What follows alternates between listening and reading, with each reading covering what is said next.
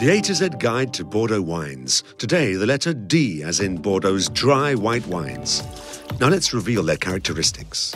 Hello, Sabine. Hello. Today I'd like you to talk to me about dry white wines. Of course. You should know that dry white wines are made in all parts of the Bordeaux wine-growing area, all over the Gironde. As for grape varieties we use, the main varieties are Semillon, Sauvignon Blanc and Muscadel, which bring fresh acidity to the wines, and along with aromas of grapefruit, make them an ideal choice for an apéritif. And what proportion do they represent compared with red wines? These wines currently represent 8% of the Bordeaux wine-growing region's total production.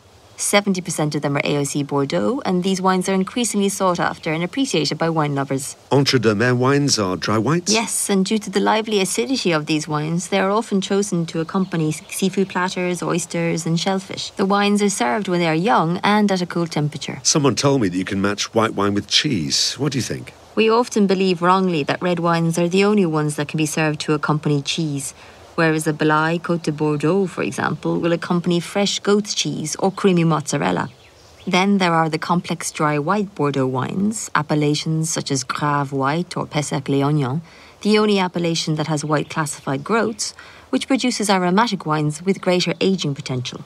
To conclude, could you give me a recommendation for tasting these wines? Well, all these wines are to be served at a relatively cool temperature, but not too cool. When serving young, lively, fruity wines, the ideal temperature is between 7 and 9 degrees Celsius. But for more complex wines, to avoid crushing and masking the aromas, the temperature should be between 10 and 12 degrees Celsius.